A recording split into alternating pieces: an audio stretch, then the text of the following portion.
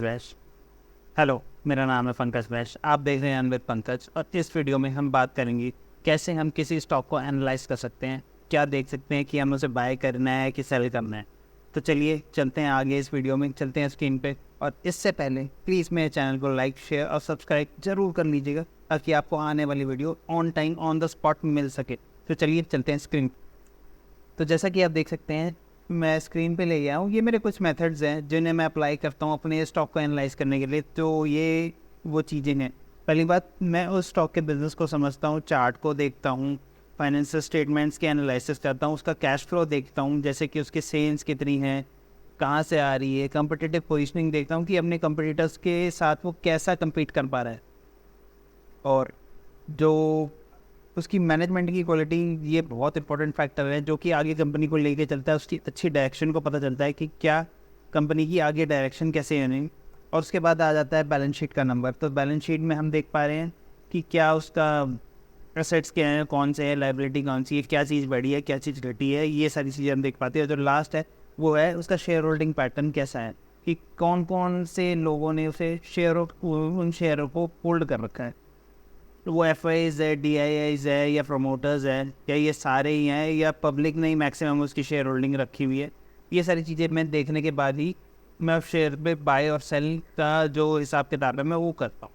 तो चलिए चलते हैं हम अपने स्क्रीनर पर और देखते हैं हम किसी स्टॉक को एनालाइज हम कैसे कर सकते हैं। तो ये आगे हम स्क्रीनर पर, और मैं अपना जो फेवरेट शेयर है मैं पहले वो सर्च करता हूँ, मैं उसी से दिखा पाऊँगा आपको ज़्यादा बेटर तरीके से।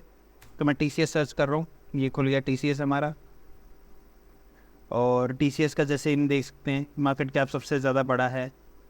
इवन इसका करंट प्राइस है 3960, और इसने हाई बनाया 4255 का, और इसका लो है 3156 का।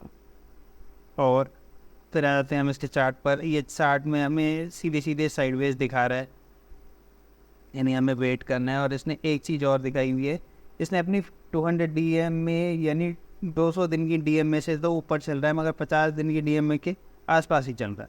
तो यानी अभी ओवरऑल साइडवेज पे हमें इसमें वेट करना पड़ेगा, थोड़ा कंसल्टेशन आ रहा है, हमें इसमें वेट करना पड़ेगा। यहाँ पे इसके प्रोज ऑन कॉन्स है, वो हम सब जानते हैं कि कंपनी डेट फ्री है ऑब्वियसली।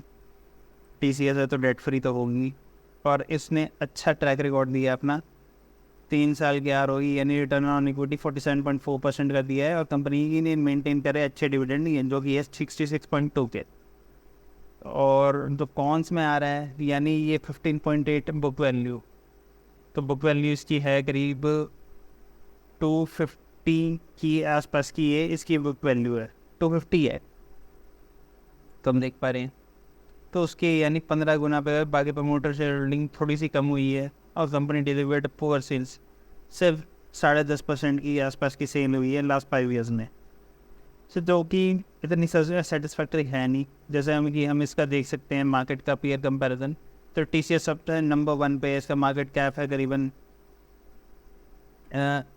1,43,000 करोड़ के आसपास का है, जो कि सबसे ज़्यादा है। सेल्स इसकी इम्प्रूव हुई है, मगर ज़्यादा नहीं हुई, ठीक ठाक ही इम्प्रूव हो पाई है।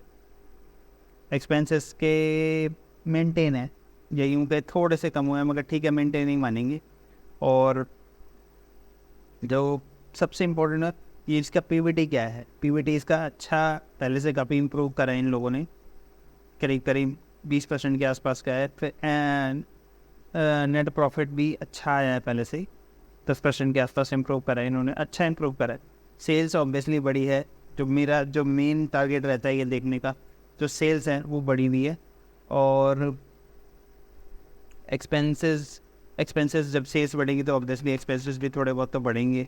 और ऑपरेटिंग प्रॉफिट भी अच्छा आया है, क्योंकि जब सेल्स बढ़ी है तो प्रॉफिट भी ऑब्वियसली आना ही आना है। अदर इनकम ठीक है, मेंटेन है, बाकी सारे OPM भी ठीक है। डेप्रिसिएशन थोड़ा पहले से हल्का सा कम हुआ है, या यूँ कहीं मेंटेन ही है एक तरीके से। PBT भी करीब करीब 10% के आसपास की ग्रोथ है ऐसी।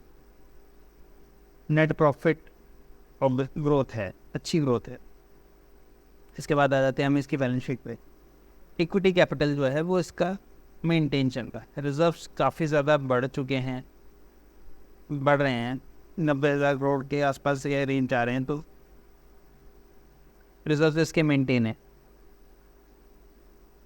इसकी बोरोइंग्स थोड़ी बड़ी हैं, ये देखना पड़ेगा इसने कहाँ कहाँ से पैसा लिया है। और टोटल लायबिलिटीज इसने बढ़ाई है अपनी। फिक्स्ड एसेट इसके कम हुए हैं थोड़े से, इन्होंने सेल ऑफ करे हैं। वर्क इन प्रोग्रेस थोड़ा सा बढ़ा है। और इन्वेस्टमेंट्स इन्होंने अपनी कम करी है, यानी थोड़ी इन्वेस्टमेंट बेची है, ऑफलोडिंग करी है वैसी। ओवरऑल ये बैलेंस पोर्टफोलियो है एक तरीके से। इसकी बैलेंस शीट हुई है। कंपनी में जहाँ बहुत ज़्यादा स्ट्रेस नहीं है, मगर बहुत ज़्यादा अच्छा परफॉर्म नहीं कर रही, बट ठीक है, चलता है।